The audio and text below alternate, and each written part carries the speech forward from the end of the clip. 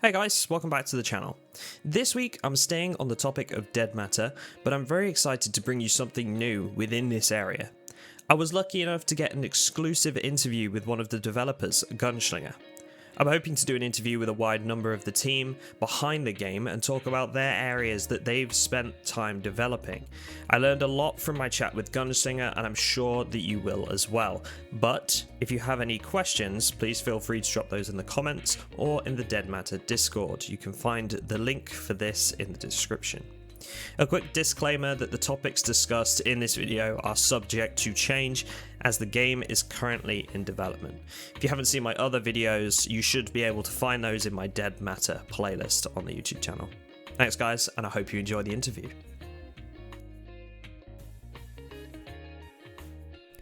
So, tell me a bit more about you and your role within the team at Dead Matter.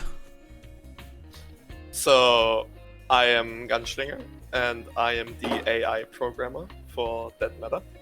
Okay. And I'm from Germany. Awesome. So you're the guy behind all of the animals, all of the zombies, and all of the survivors that we're going to meet in Dead Matter, correct? Yes. Awesome. Okay, and how did you get picked up for the project? Like, how long have you been working for the team now? I knew Johnny for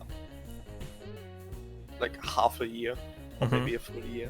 And Johnny is, for those that might be unfamiliar, Johnny is the lead developer for Dead Matter and the voice behind the dev vlogs, correct? Yes. Awesome.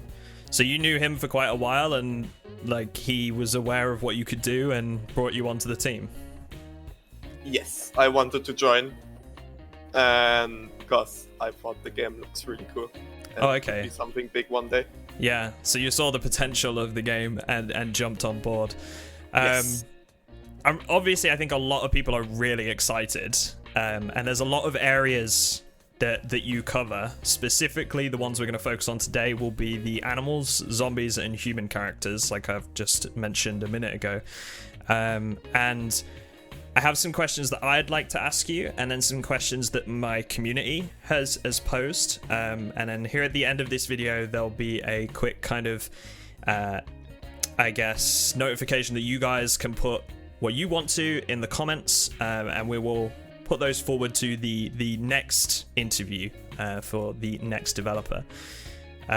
So I want to start with something that I am really interested in when it comes to games like this, which is the wild animals. Now, we know that animals are going to be like a pretty big part of our survival, especially as time goes on, right? So Yes.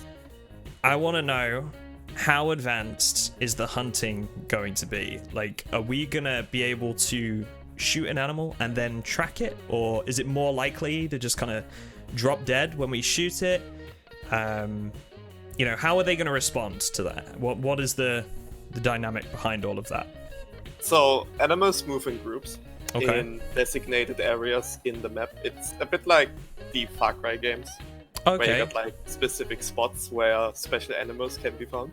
Okay. And it depends on your rifle or your caliber Mhm. and how little health the animal has. But Yep. if the flock detects that something took damage or something got killed, depending on the animal, they will react differently.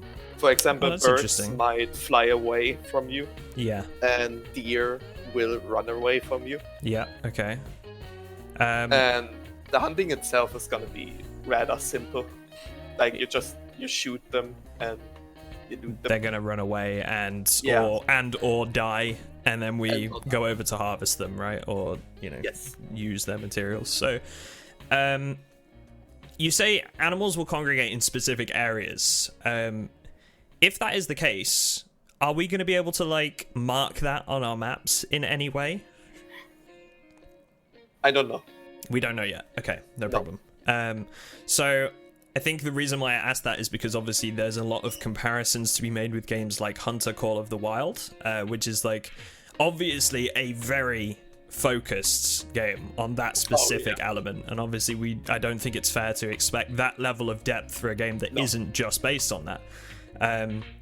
But it's interesting to see that you've built it in a way where they're going to congregate around certain areas. Now, Do we know whether these are going to be things like lakes or, like areas that they would need, I guess, to survive themselves? Like, is that the plan right now, or is it just going to be randomly allocated for every server? Do we know anything about that right now?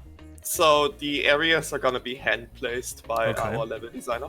Okay. And it's like a box, and the animals will only stay inside this box, and they will only spawn inside this box. Okay, And that's really interesting. If there's like water or like berry bushes or grass nearby, they will try to eat that. Like they got that's really cool. basic survival mechanics. Okay, like so hunger and thirst. Yeah, so they have the basic needs as well, just like the survivors will. So will these boxes move over time at all, or what's the plan there? Right now, they don't move. Okay. So But they're going to be that's static. something we could do. Okay, that's interesting.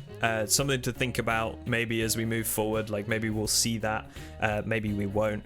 Yeah, but if that's even needed, because you can make those boxes really large.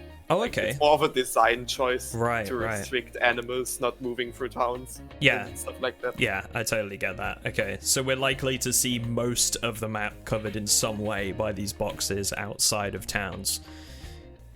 Yes. Okay, cool. Thank you for helping me understand that. So, how easily spooked are these animals going to be? Like, are they going to react to different sounds around them? Can you tell me more about that? So it depends on the animal and how loud the sound is, but they will use sight and hearing to detect threats. They will also run away from zombies, but zombies won't actively hunt them. Like, they don't care about the animals, they only care about the humans. Okay, so we can confirm that zombies won't attack animals at present. No, they won't. Okay. They don't care. Okay, that's cool. That's interesting. That's really cool because I feel like some of the best moments in, and like I say again, Hunter Call of the Wild, is when you're having to keep your sound as low as possible, right? Yes. And you're stalking an animal, and it'd be really cool, I think, to see something similar. So the fact that they react to sound in such a way, and this differs between animals, sounds really interesting to me. Yes, for example, deer are extremely easily spooked, and that's really cool. The closer the sound is to the animal, the louder it is to the animal. Right. So even if you're like sneaking around, if you just break a tiny branch or you reload your gun or something like that, they will react to that. Okay. Based on distance. That's really cool. Okay, thank you. Thank you for explaining that for me. So once an animal is killed, at present, what is the process for a survivor making the most of that? Like, do we need any sorts of supplies to make use of them? How does this work? What kind of things are we going to get from them? Do we know anything about that at the moment? So at the time of this recording, this is not implemented yet. Okay. But I have a semi-solid plan what I want to do. Okay. Now, you need special tools like a knife to skin the animal. I want to be able to completely like destroy the animal, basically. Like I can get the bones to make like little sound traps, like you string them together and hang them somewhere to make a little sound trap, like in Fallout 4, those little can traps, if you know what I mean. Yes, yeah, I know exactly what you're talking about. Yes, and they make a sound and AI reacts to That's it. interesting. Okay. You can gut them, you can skin them, and then you can craft something out of that. Okay, or so eat the guts. Oh, really? So I'm going to be able to chomp down on some deer guts if I really want to. If you want, why not?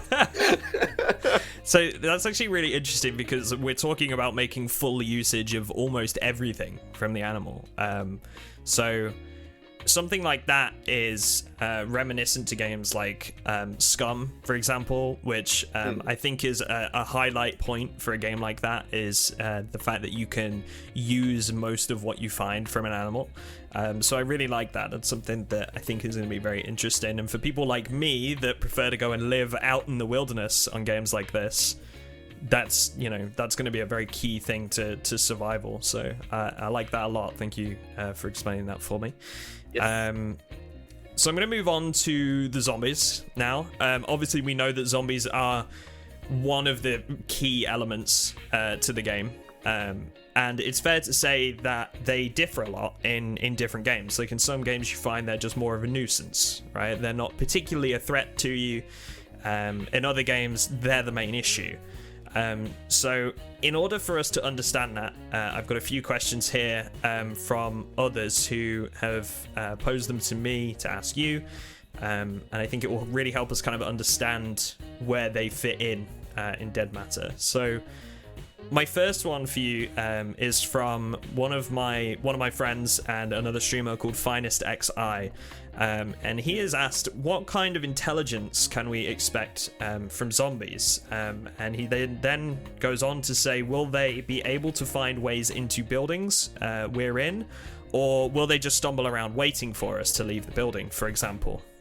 They will try to break into your house if you have it barricaded. If a zombie is nearby and he hears something suspicious, like, I don't know, a generator inside a barricaded building, he will form a horde. And that just means he will gather all of the zombies around in a radius. And then they will try to find out what made that sound. That's really interesting. And they will break down the windows and maybe try opening the door and stuff like that. Okay, so they're going to find a way to get to you one way or the other. Yes, they will go inside the building to find out what make that spooky sound. Awesome. So that's actually really interesting. So we're talking about aggro, really, there. We're talking about, zombies that are nearby to other zombies, hearing a noise and gathering nearby other zombies. Like they kind of... They follow in... It's like sheep being led by sheep, right? So if they hear a noise, the other zombies nearby are going to follow that noise too, correct?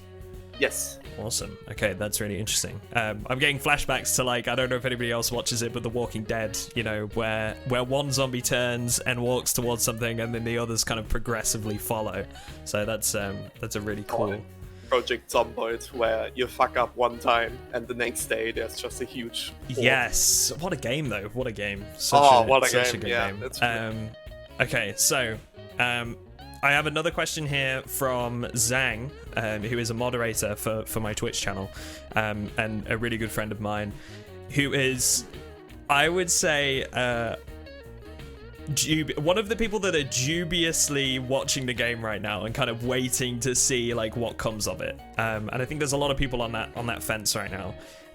So he asked, how in depth are the zombies' idle animations going to be? So are we likely to see them stumbling around? Will they eat nearby corpses, for example? Are they going to make noises that trigger other zombies to investigate? Like, what kind of examples do we have from that so far? So, sounds made by zombies, it kind of depends on the sound, but zombies will usually ignore other zombie sounds. Okay. So that won't really happen. They will...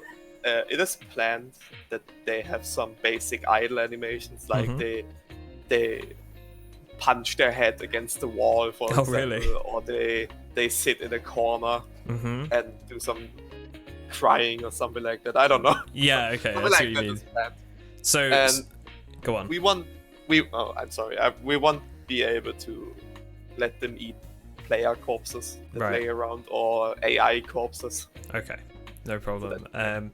So when you say, and I'm gonna fix on this, forgive me for kind of fixating on this part of it, but when you say that they're going to sit down against the wall and stuff like that, so it's going to be totally possible that we might stumble past a zombie thinking that it's a body, and then we get a surprise that it's actually a zombie?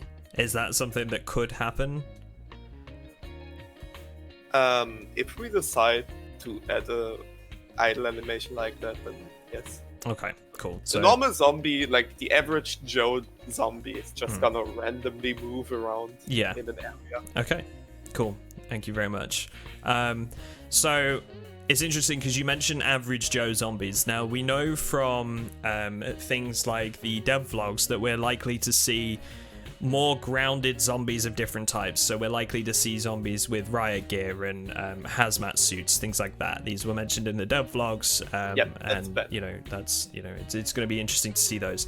But in the way of the zombies themselves, can we expect anything like zombies with movement impaired issues, so like ones with like broken legs, or zombies with limbs missing, or crawlers, for example? Like, are we likely to see anything like that? So we want the zombies to be like to slightly alter the behavior based on what they used to be. Okay. Like, for example, a worker zombie, he's working on like a building getting built, then he has like a helmet on, and that helmet will slightly reduce the damage you take based on your caliber. Okay, that's really interesting. A sniper rifle isn't gonna care about the shitty little builder helmet. Yeah.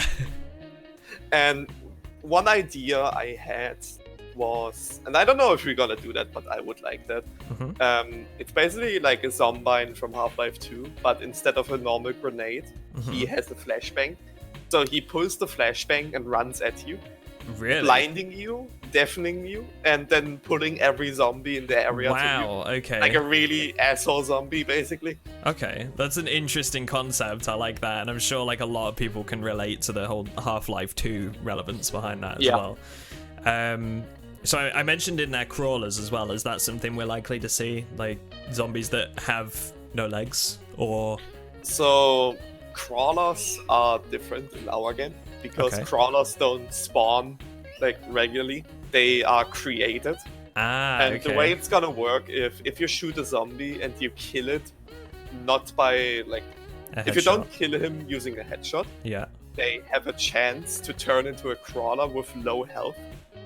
And those crawlers can crawl through little windows, like they got a really tiny hitbox. Oh, okay, that's really interesting. So they're gonna play their own role even more so than just like their actual model. Yep. You know. And zombies can spot you from higher up, and the way our zombies work lore-wise, they don't care if they die. So it could happen that a zombie falls from a building and turns into a crawler. Oh, okay. Like, I worked on stream on that system, so people can look up my past streams. That's really interesting. So I'm just gonna kind of focus on that for a second. If you guys are interested in learning more about the AI as it's being developed, more so than what we know now from interviews like this and the devlogs, Gunsclinger does stream occasionally on Twitch. You can find more information about that on the Dead Matter Discord. They usually post there when they go live, along with the other developers. So worth checking out. I'll leave a link for that in the description. I'll also leave a link to Gunslinger's stream. So definitely worth having a look at, guys, if you're interested in learning a little bit more about that. So onwards from that comes an issue which has plagued, I think, quite a few zombie games in the past, especially those that have been in early access. And that's how many zombies can be rendered in the world without causing FPS issues. Now, I've seen you working on this on stream, but can you tell me, for the benefit of the viewers, what kind of frame rates we're expecting at present, or how well this is going right now? So I work quite a bit on zombie optimization, and right now we can have 100 zombies on screen at once. That doesn't mean that there will only be 100 zombies in the world. We got a hard limit for that, and servers owners can change that limit to anything they want. Right, okay, that'll be interesting. There is a programming hard limit. It's just the size of the variable, basically, but I don't think your server will die before you hit that limit. Yeah.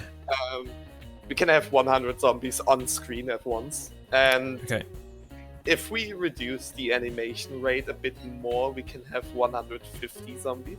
Okay. And there might be another way I want to try soon to see if we can even increase that. Like, our goal is to have as many as possible. Yeah, I mean, it's a big thing, right? Because if you're in like a big city, for example, there is going to be naturally quite a few zombies. And if we walk into a big city and the FPS drops considerably, it ruins that immersive experience, doesn't it? So I definitely understand where you're coming from there. Sorry, I don't know if we got a number there. Was there a number like with 100 zombies? Was there a frame rate that you had from those tests, or? It was 90 FPS, 90 but FPS. that was on my little test map, which doesn't really have a lot of stuff going on. Not a lot of clutter. It's just kind of like the grid format test map. I understand what you mean. I think it's gonna be interesting to see how that's done in future, and I like the idea of kind of like reducing the animation frequency based on how many there are, because that's obviously the more zombies there are, the kind of less you're paying attention to that, you know. So you'll notice that, unfortunately, if you really look for it. But I mean, it's good to see that you guys are looking at opportunities to optimize it already, because obviously I don't have to name names. There are a lot of games out there that during early access, their frame rates and the way it runs on certain computers is just terrible. And I think it's a very important thing, isn't it, when you first come into early access, for the game to have that good first impression, and that is all part of that. So I definitely like that you guys are looking into that. And is it safe to say that at longer distances, we'll still see the zombies? Are they going to be, like, is their detail going to be downscaled at all? Yeah. How is that going to work? Yeah. After a while, they will just stop rendering, and after a bigger while, the AI will disable. And after that, the server will just not send you any updates on that zombie because he's just so far away. Okay, that's interesting. So I did kind of want to ask this. This is a question from me. In some games, when you get close to an area, zombies will spawn, right? And I'm not quite sure how this will work in Dead Matter. In other games, you could tell where there were likely to be survivors based on the fact that there were zombies there. Are zombies going to work in a similar way in Dead Matter? Are they going to be spawned in all the time and we just don't render them? How is that going to work? So, as far as I know, that's currently not really in the game. Okay. It's more in the planning phase right now. Okay. We still try to find the best way to spawn zombies in the world. That's cool. But I really want persistent zombies. Like to have them in all the time. One player enters an area and it just gonna spawn a bunch of zombies. Yeah. Then when he leaves the area, they will stay where they are. Like in the state that people left. Because I'm a huge fan of like Fallout games and like Bethesda games in general. And what they do really well is if you drop a bunch of stuff on the ground and you leave the area and you come back after like 200 hours, the items will still be there and you remember what happened. I want to be able, if someone stumbles into a town, like there's a corpse and a bunch of zombies eating them, you know what happened. That's actually a really interesting point, and I think that could really play into the immersiveness of the world around you, like as you're exploring towns, because you can see those past encounters that people have had. There are currently some technical issues with it, though. I'm sure. So I'm sure it's not an easy thing. It's still in testing. Basically. Yeah. I think that's what we can all expect, though, from the closed alpha and the early access stages, is for things like that to change progressively. So I'm sure that's no problem. So I had a question from one of my viewers, which was more based on the zombies aggro and kind of vision and stuff like that. So how, and this was from Rhino, one of my viewers, and he says, how does zombies vision work?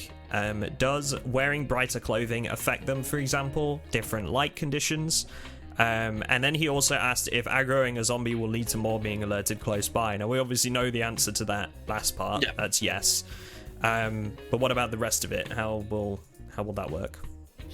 So, the zombie vision is gonna be relatively simple. They have a field of view like the player.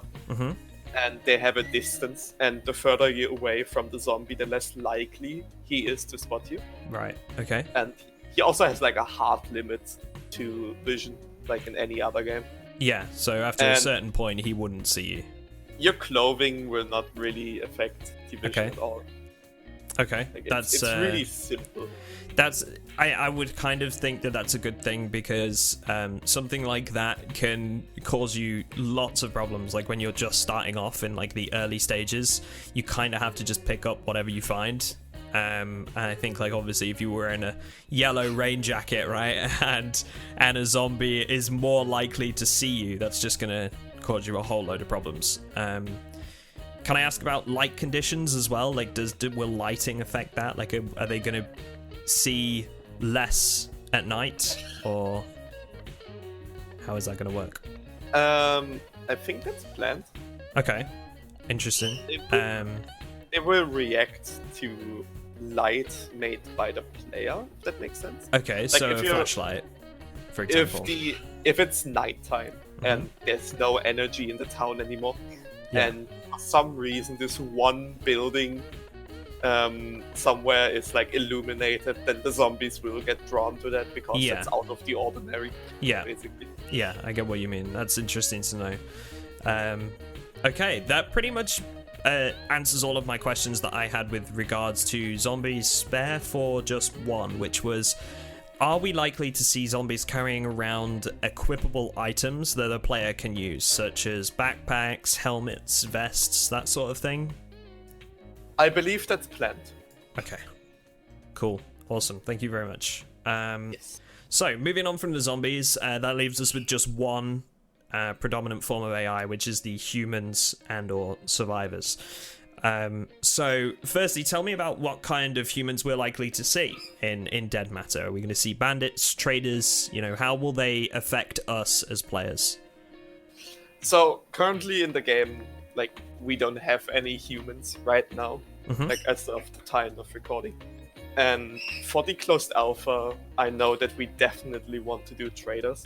Okay. Bandits might come later, because the bandit AI is going to be insanely complicated thing. I can imagine, yeah. Yeah, if like any Tarkov player knows that. Yeah, like because how complicated AI can be. Exactly, because you need them to react off of certain stimulus. You need them to patrol and do idle animations. Like, how are they going to interact with the world? How are they going to interact with zombies, etc., etc. Yeah, but it is planned for that matter to have traders, bandits, and just average survivor Joes that are standing in safe zones and giving you quests, basically. Yeah, so this is just, I'm not going to focus on this too much because I realize that you might not know, as much about this. But it's interesting that you mentioned the questing, because I feel like that's going to be quite a big part of the I guess the end product, right? Like, to keep us playing it, and to keep bringing that replayability, quests are going to have, I would assume, quite a big impact on that. So I'm sure a lot of people would be interested to know that quests are going to be in the game in some way. So thank you for bringing that up. Are we likely to see AI survivors out in the world, like, say, looting, carrying supplies that we could potentially, take from them if we're feeling particularly desperate? Yes, the AI will move around in squads. Yep. Okay. And they will try to loot certain buildings, and you can. So it's all still in planning phase. But exactly. Them. Exactly. But you can't like, if they have infinite ammo. Okay. For balancing reasons. Yeah. Because if we give them ammo, people can really easily maybe find something to abuse the AI. Yeah, like exploit that. 24/7. Yeah. Yeah. That's why they have unlimited. And if you grab the gun from them, the gun is gonna be in terrible condition. Okay. So you can easily farm guns. So you maintain them, basically. It's interesting that you guys are thinking about that already. So we already know that they aren't going to be a reliable source of weaponry and stuff like that. But it's interesting to know that they're going to loot kind of on their own, because with that comes we start to think about how are they going to interact with zombies. Maybe when we hear shooting in a town, we don't know if it's player or AI, like from a distance. So it starts the cogs in your brain, starting to think about those scenarios. So that's really interesting as well. One of the questions that I got asked about, this was also from Finest XI, if I remember correctly, was the dialogue options that we're going to have. So obviously we know that questing is a thing. And you yourself say you're a big fan of the Fallout games. Yes. How many dialogue options are we going to get with AI, with different types of AI? Like, are we going to have that chance to talk with certain people? That is like the amount of dialogue choices depends on the dialogue itself. That's right. more Reggie's territory, and not really mine. So for anybody that doesn't know, Reggie we're referring to is Regicidal Nut. He is, I believe, correct me if I'm wrong, Gun is the writer for Dead Matter. Okay, cool. So sorry, continue. Go on. Yes, and I'm also a fan of Stalker, and in the Stalker games you can trade with almost anyone basically. Yeah. And that's definitely something we can do. So if there's a squad from, like, human squads will be based on certain factions. Like, we got a faction system in the game. Okay. And if you're not really hated by that faction, like if you fucked up with one faction, like if the bandits hate you, they will kill on sight. Like they will know your face and will try to kill you. So that's really interesting because there's like a diplomacy aspect as well. Then in that sense, if you're neutral or friendly with a certain faction, they will allow you to trade with them. Maybe they even give you shitty little quests like, "Hey, I'm really low on medkits. Could you bring me a medkit?" Like really simple stuff. Yeah. Auto-generated stuff. Keep you interested, Okay. and they will move around the world. Like that's planned. That's something we want to do, and that's currently like part of that system. Currently, Johnny is doing the big meta game thing, which is like the big Skynet system basically in the game, controlling everything. Okay, that's interesting. It's like the world itself. Yeah, basically. so how it all interacts with each other, like, and then fitting the player into that as well. Like, regardless of whether you're there or not, the world is going to have to go on kind of without you. So it's kind of interesting to learn, and I think a lot of people will be very happy to hear that, you know, that kind of thing exists, because in a lot of games, again, if you see an AI, your choices are shoot them or don't shoot them. That's as deep as that goes. So it's interesting to know that Dead Matter's aiming to be more in depth than that at the moment. So lastly, I do just kind of want to expand on the tasks or quests that we can get from these various AI factions that you mentioned. You've already mentioned that there might be like little things that we can do for random people, but what kind of things can we expect overall? Like, are we going to get any sort of bigger tasking from there? That's something for Reggie. Yeah. Okay. That's not really AI. Yeah, no worries at all. Thank you very much. Yeah.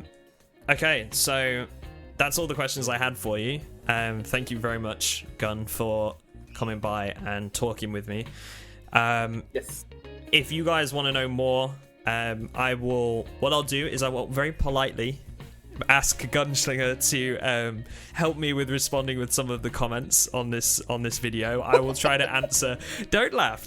You're gonna be fine. Don't worry about it. I will answer what I can. And if you guys want to have your questions answered, feel free to post it in the comments. I will politely ask Gun to give me a hand if needs be.